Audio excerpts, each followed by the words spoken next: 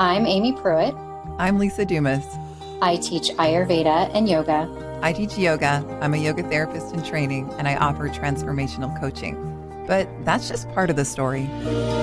We're moms, daughters, wives, and friends. We're always learning, and we've both experienced healing by what we teach. And the intention of this podcast is to offer you our favorite tools from the traditions and sciences that support us as we navigate the realities and stressors of modern life. Each week, we'll share stories, answer your questions, and talk to others who inspire us. Welcome to the Radiant Warrior Podcast. Yoga and Ayurveda to reclaim a courageous heart. All right, so I mentioned last time we talked that I was heading out on a week-long retreat, and I've just returned home. Welcome back.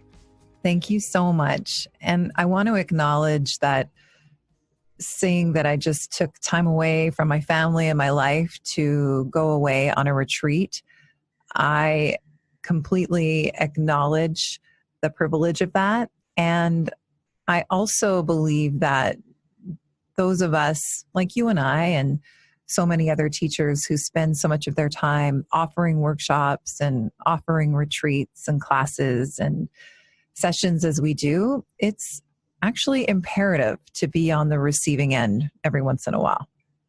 Yes, I fully agree. And I've been feeling that way.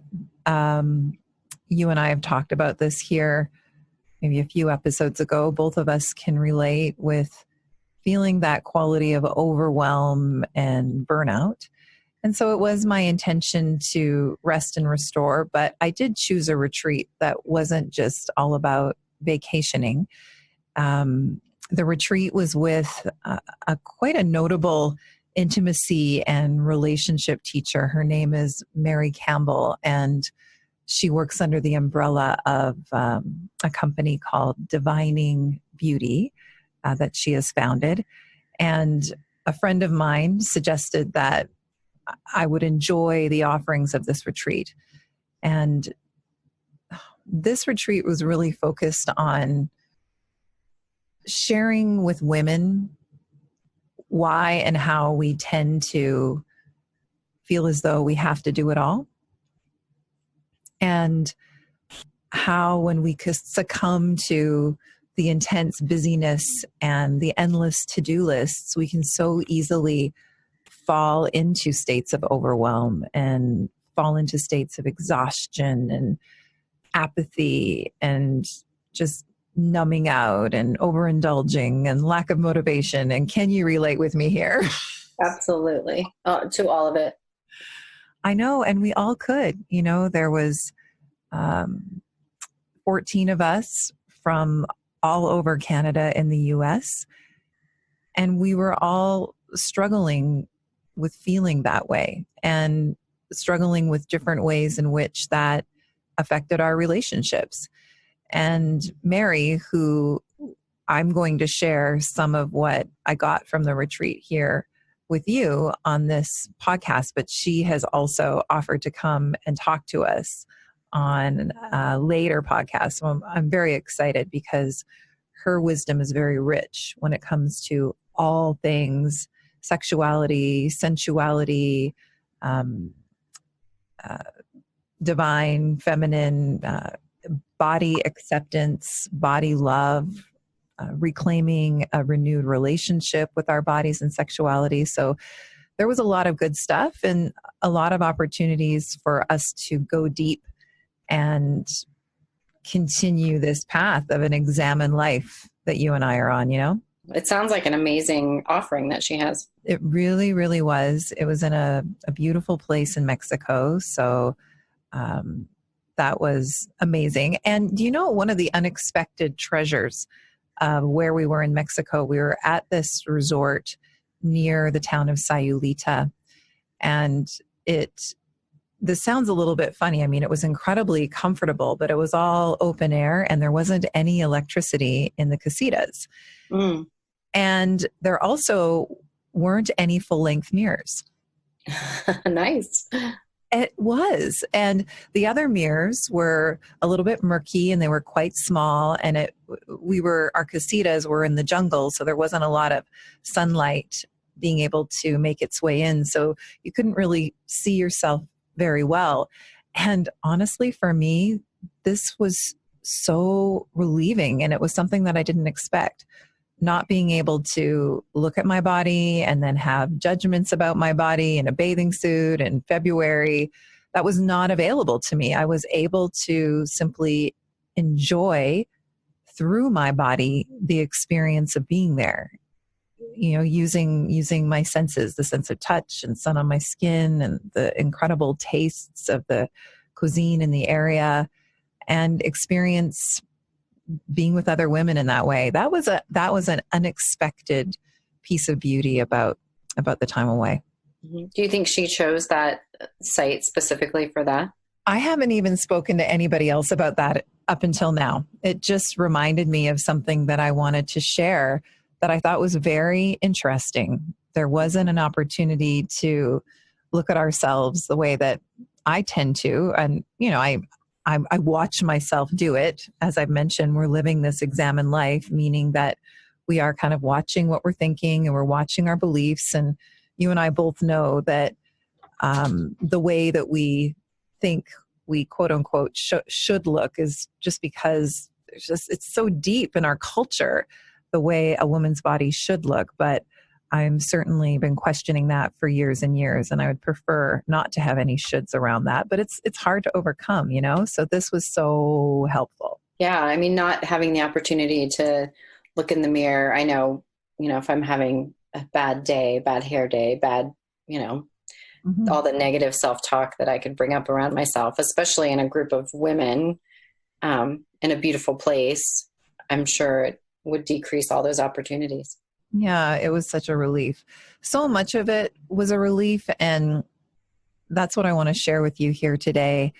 A big part of what we processed together and what we talked about was the tendency towards the glorification of our busyness and how we exhaust ourselves each and every day trying to get it all done and doing it ourselves. And many of us aren't great at asking for help. And Mary would describe this as kind of veering off into this sort of toxic masculine quality of getting into over controlling. And it feels really constricted when we're there and it doesn't feel natural. And she was teaching us the difference between control and all the reasons why we tend to want to control the things about ourselves and our lives and others, and the quality of trust. What she was laying out for us was we tend to control because one of our inherent needs is to feel safe. And one of the first questions she asked us as a group to share individually was, what do we remember doing in our family of origins in order to feel safe? Like, what was our strategy to feel that sense of safety? What comes up for you? When I was growing up, my coping mechanism for feeling safe was to make money. So I always had a job or two, even, babysitting when it wasn't legal to have a job, I would babysit. And I was always babysitting. And a friend of mine and I even had like this babysitting duo in the neighborhood. We were always, trying to fill up all the time to make all the money. And I even had a jar that I put the money in so I could see it. And it gave me a sense of security and safety that, I could buy food, I could buy my clothes, I could, take care of myself. Even at a young age, I knew that for some reason that created safety for me was working. And so your strategy to stay safe in order to really, you created sovereignty for yourself at a young age by earning your own money. That served you in many ways. And in what ways has that maybe not? It didn't serve me because I didn't know when to stop.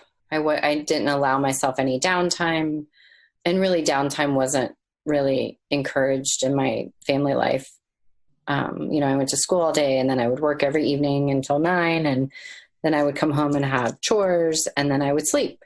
And then I'd get up and I go to school and do it all again. And it taught me at a young age that you don't really allow yourself much downtime or open space or free time or playtime. And so that way it was a disservice to me. The part of control that came up for you around wanting to feel safe was controlling the way you spent your time. Mm-hmm. Yeah. And controlling that there was always a certain amount of money. Yes. That was coming in. Yeah. Even in junior high, I was learning that philosophy or that way of living. So does fear come up for you when money is such a fraught issue with so many of us, but yeah.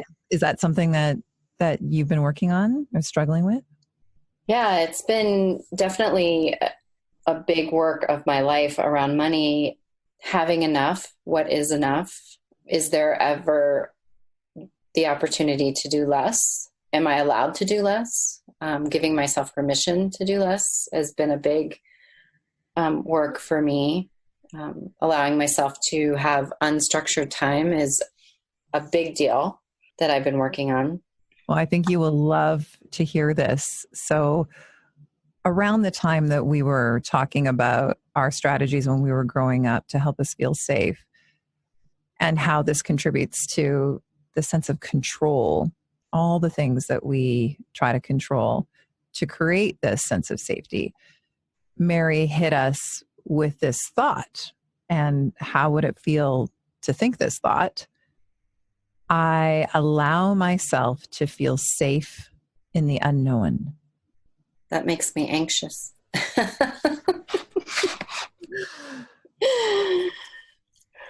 Yeah. I love that thought. And then putting it into action requires faith. Well, like any thought that we decide that we want to create, to think, it has to be something that lands. For me, what I liked about it is I have seen how tendencies towards control, wanting to control what's going on in my house when it comes to sort of over cleaning, feeling this sense of wanting to control aspects of my daughter's life and my life when it comes to food and my family. Like really, I have felt for many years that this is depleting and this is not the way that I want to live.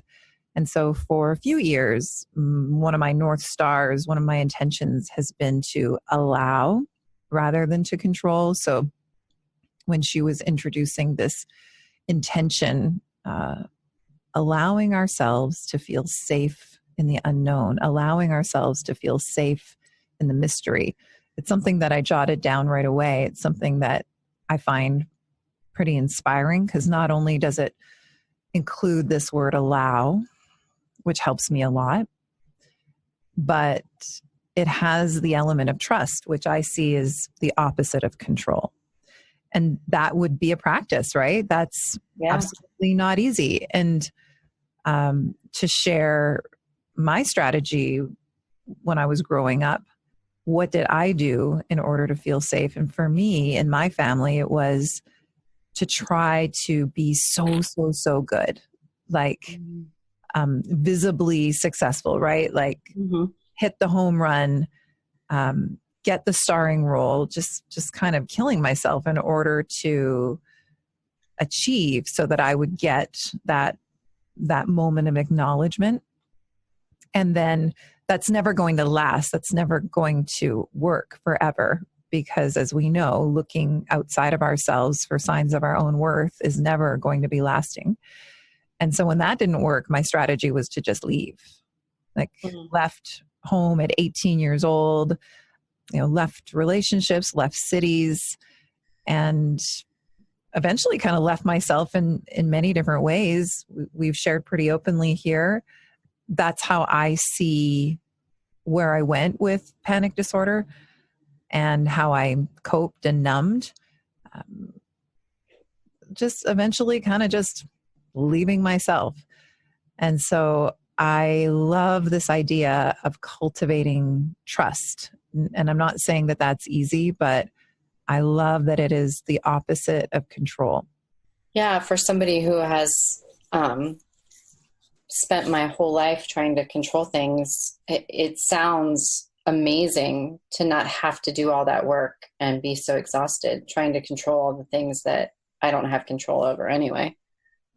And do you find that if there's days and weeks in your life where that's kind of up, that control is up, that you do swing right into the other way, into exhaustion, into overwhelm, into self-doubt and numbing out and all of those qualities?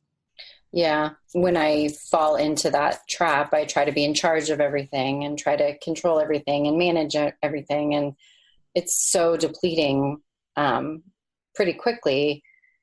And that has definitely been one of the great works of my life, is releasing control and realizing where it's appropriate to control the things that I can or that I should, and then to surrender to the things that I can't control. And because I can't control them anyway. So why am I running myself into the ground trying to control people or things or actions that aren't none of my business?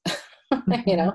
And I think it's heartening to realize that when we're in that mode, it's coming from someplace old that helped us to feel safe, because that is one of our innate needs, a sense of safety. And I also was really enlightened to know that when we feel things like wanting to numb out, feeling worthless, kind of feeling like a victim, having a lack of motivation, maybe moving into binging on Netflix and chill, that can be a response to having moved too far into the harshness and the constricted perfectionism of the controller, trying so hard all the time and forcing. I thought that was really interesting. So, because I find myself in those moments of exhaustion and in those moments of overwhelm, and yeah, they do follow times when I was just pushing it all too hard.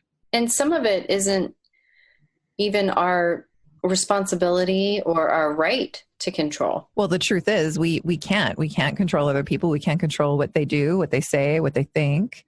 We really can only control what's going on in our own minds. And that's exactly the kind of boundaries that you and I teach when we're teaching together. This word boundaries, it's bandied about. What does it mean? For me, it means if we're setting ourselves in a boundary, that means that we are committing to knowing what it is we're thinking and what it is we're believing that's causing us to react and feel certain ways and affect the people in our lives the way that we do. Yeah, I agree. So then we were asked a series of questions to help us to cultivate this idea of trust. Do you feel like continuing to play with me here?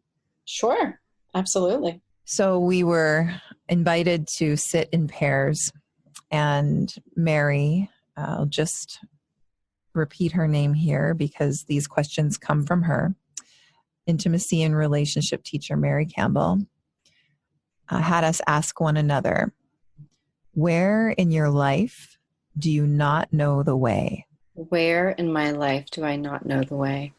So I have talked about how I am in the midst of a career change, that I was an emergency room nurse for 20 some years and blew up my life because that wasn't working for me anymore. And I feel like there's something there to that question about the work of my life. Like, what does that look like?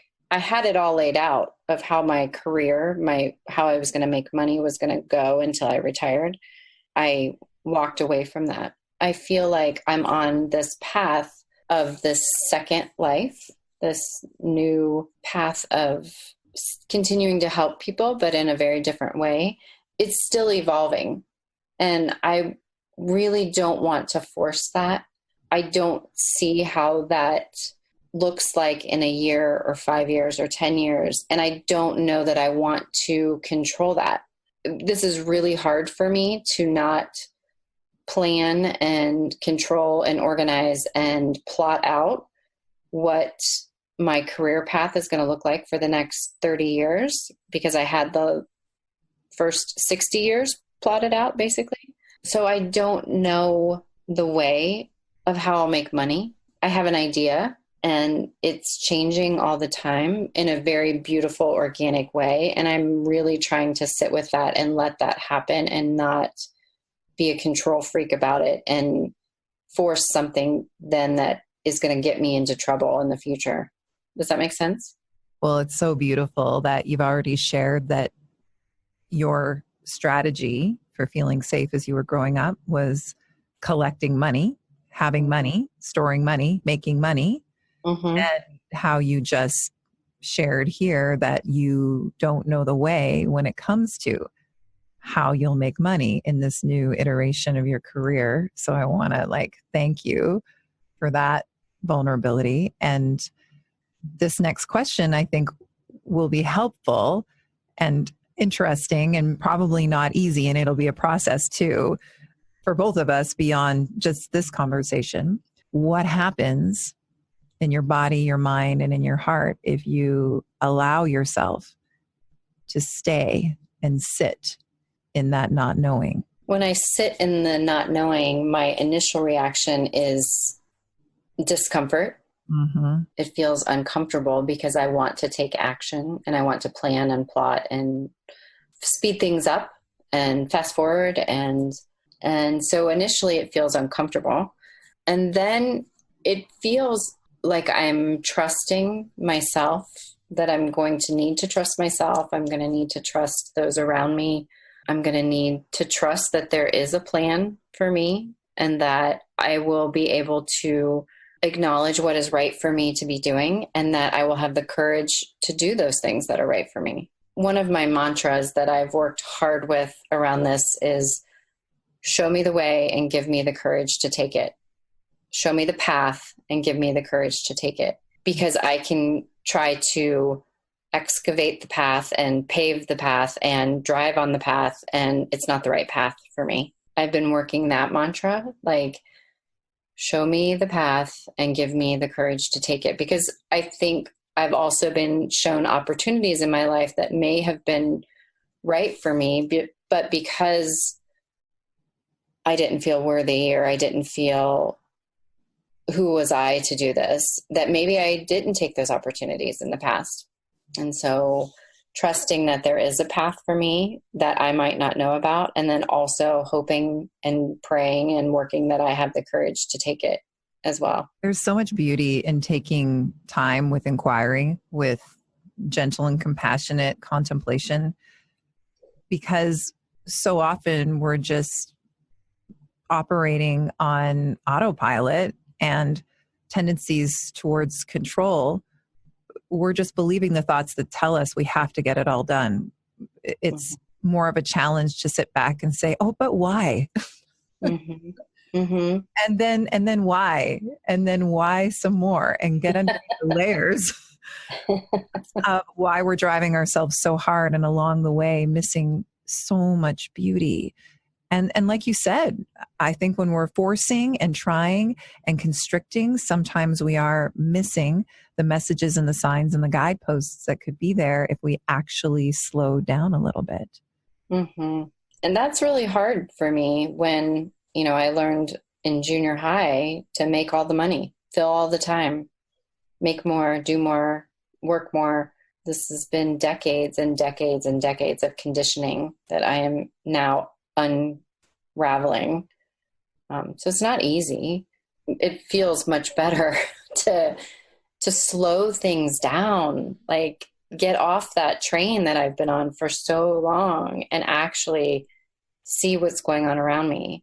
Yeah, slowing down feels counterintuitive because it feels like, well, then we won't really get everything done. But the thing is, if we're moving more slowly, if we're resting when we're tired, then we actually have more energy at the end of the day, at the end of the week, at the end of the month. It adds up, and we end up supporting ourselves because we just feel better for the work that we want to do in the world, rather than slogging through it, exhausted, feeling bad, so thinking badly. Mm-hmm. And a note about that, because I'm just first day back, and that was one of Mary's practices for us was everything about what we were doing when we were on retreat. Could we move slower? Could we eat slower? Could we speak slower? Could we talk slower? Could we take some time to think before we spoke? And I noticed today in the grocery store, so first day back into civilization, and people are like bumping into me and swearing at me underneath their breath because apparently I am walking slower than we normally do in the city. It was quite apparent to me. It was a little bit jarring because I think I have just slowed myself down and I'm enjoying it. Do you think you'll be able to hang on to it? That's the intention. Yeah. Just to get back to these questions, because there is one more at the end of the process that you've been going through here when it comes to this area of your life where you've acknowledged that you don't know the way. And we all have so many. When we just kept asking this to each other on retreat over and over. But the third question here, in order to help us cultivate trust and move away from control, what changes if you absolutely accept the not knowing around this issue? What changes if I absolutely accept the not knowing? I think there's a shift in how I view myself, that I'm still worthy, that I'm still valuable, even if I don't know that I will have this fabulous career or title or status. There's definitely still in me this self-worth that I need to work on that is not related to a job or a position. And so accepting that I'm still worthy, that I'm still valuable, that I still have status, even though I may not have a title. And the cultivation of that real self-worth that comes from somewhere within and comes from doing work like this and questioning the voices within that are lying to us about our worth and what we need to reach for outside of ourselves to prove that to ourselves and to other people. When you're coming to that on your own, I believe that it's so much easier to create what you want, because what you don't have in your way is crippling self-doubt. You have that natural sense of confidence and courage and a knowing of the next step to take. So much better from that place of self-worth that is authentic. Yeah, the authentic piece is something that I'm working on for sure. Oh, we've said it here. It's a lifetime of work. Yeah, and I like how you said the external. That's definitely something that I need to work on, the external validation. Not making that so important. That's all we learn, though. That is like the great unlearning. Right. The great unlearning, for sure. As parents, we're so well-meaning. Think about it. Even pre-verbal, we are teaching our children that we smile when something good happens, and maybe we don't if there's been some sort of misbehave. We learn, of course, we have to learn in order to stay safe. But what so many of us end up internalizing is that we have to be so good and we have to try so hard and we have to live up to this place that will be impossible to. It comes down to the intention that we were presented with that hit me right in the heart. And it feels like a great sigh of relief for my body. I allow myself to feel safe in the mystery. Yeah, I love that. That requires faith. And I was not brought up with faith. I was not in faith in anything. The only faith that you created was what you created yourself. The only security that you had was the security that you created for yourself. And I always admired people who had that innate trust, whether it was in the universe or nature or the divine or whatever, that they were going to be okay. And I never had that. I was going to be okay if I made it okay. And so cultivating trust or faith is is so powerful. What came up for me when my partner asked me that question, the first in the series of where in your life do you not know the way? We would have many answers to that. But the first one that popped up was my role as a mother. I have a 16-year-old, and it's such a confusing, fragmenting experience that brings up so much from my own inner 16-year-old. I don't know the way. And could you be okay in the mystery? That second question is what happens if I sit with the not knowing. Mm-hmm. If I sit with the not knowing, same thing. The first thing that comes up is discomfort. That's why we don't like to sit with questions like this. We don't like to feel uncomfortable. And that's when we'll go to numbing or coping. Like, I feel like a piece of chocolate right now. But if I sit with the not knowing, there's fear. It feels uncomfortable. It feels like I want to take action in order to somehow better myself or learn more about being a mother. But it's that final piece of what if I completely could surrender and accept the not knowing. And then it almost shifts into feeling like almost exciting, as if I could maybe choose not to focus on everything that I perceive myself to have done wrong or that could go wrong. I could open up to, the magic of motherhood and the magic of watching this human being that you love in a way that you could never put into words go out into the world and discover their own passions and bring something new out into the world. And I think I could even look at the relationship with a lot of wonder and be more present with it. The wanting to control it, wanting to control myself or her, or the thoughts that I have around what our relationship should be, how she should be, how I should be, that takes me right out of the present moment. Mm-hmm. And so I'm not really with her. But if I allow myself to accept the not knowing how to do it, then I would be just fully present in the moment to moment. And I would be probably more in touch with that courageous heart, that part of me that could respond with love. I think I could relax a little bit, and it would be a lot easier to meet my constant intentions that are wanting to see her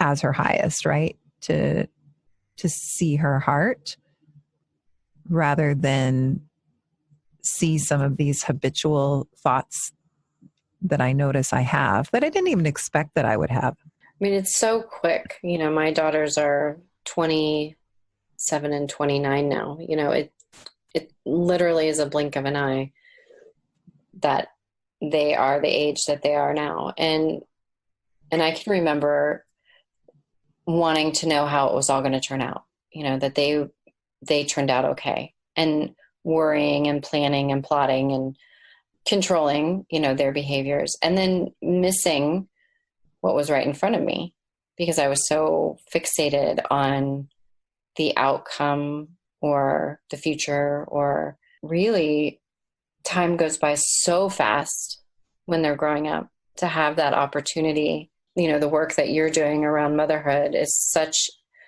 a gift that I wish I could have back, to spend that time just marinating in the present moment and not being so future focused. But what we shared earlier about how our inner little ones, like how the strategies that we had to use in order to feel safety, which is something that we all do, I think that those realizations and those contemplations can help us to gather ourselves back, because these conversations can very easily, for me for sure, go into realizations that then make me feel bad about myself. But when we realize that we all have strategies to feel safe and we carry them forward into adulthood, then we can understand where we're coming from. I hear you talk about feeling as though a lot of time raising your girls was focused on pushing, but everything that you just shared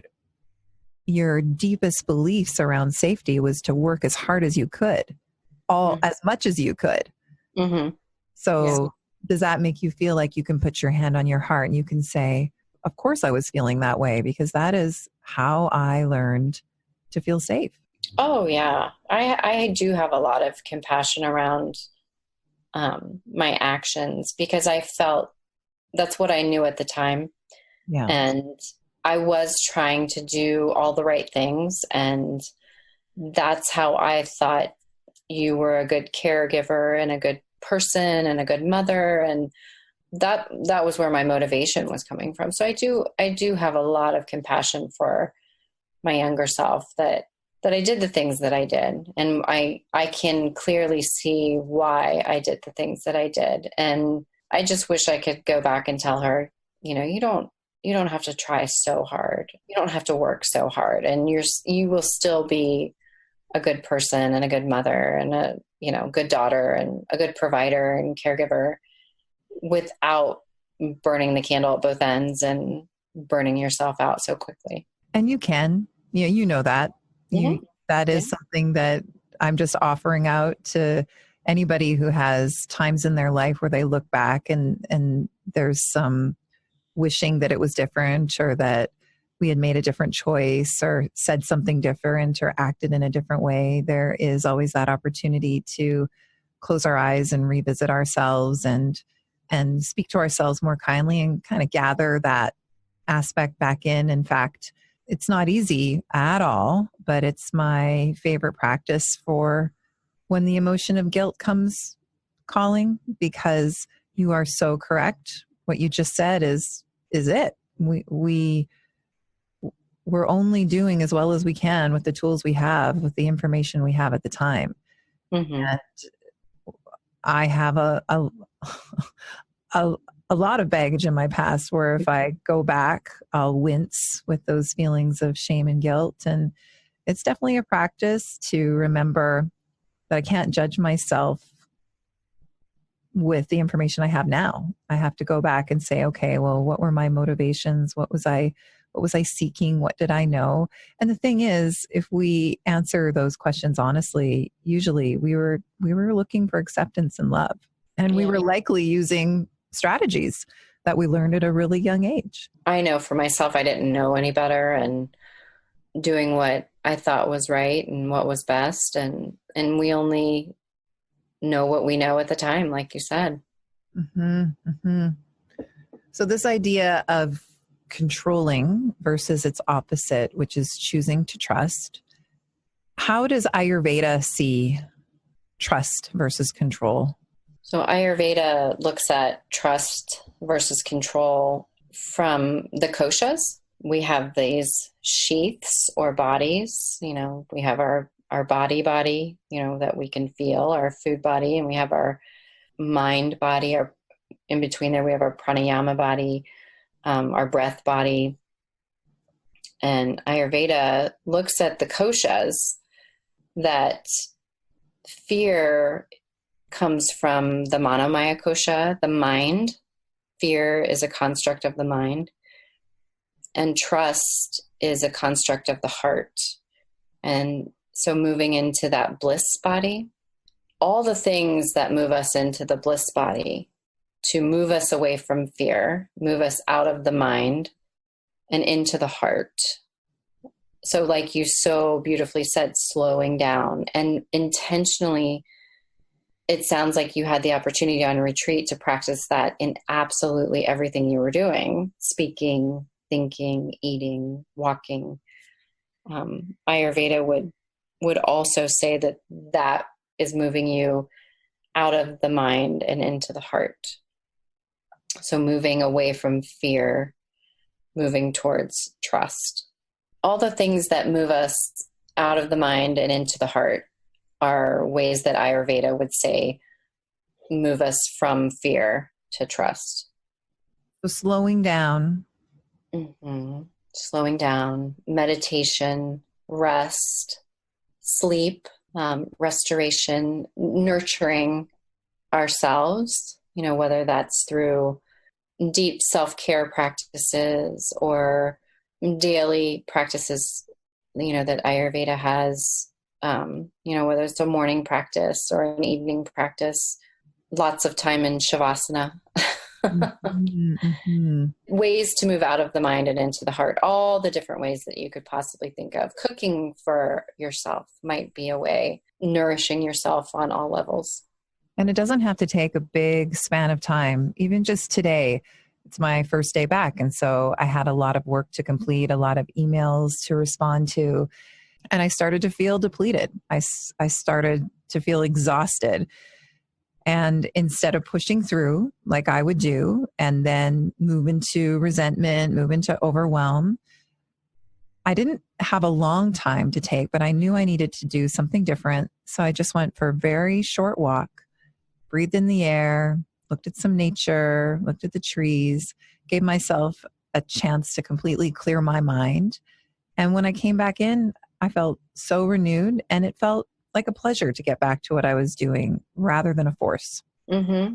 Yeah, rejuvenating yourself. So I continue to be inspired for this new, softer, more trusting way of being. Wish me luck. Mm-hmm.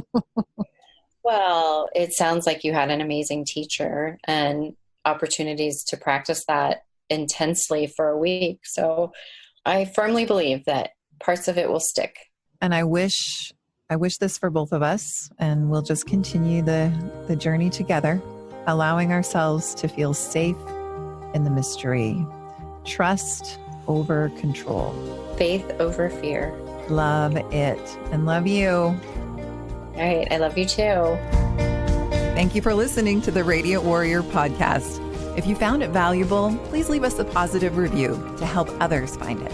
And please check out the Radiant Warrior podcast on Instagram and Facebook to leave us your questions and find out where you can come and practice with us next.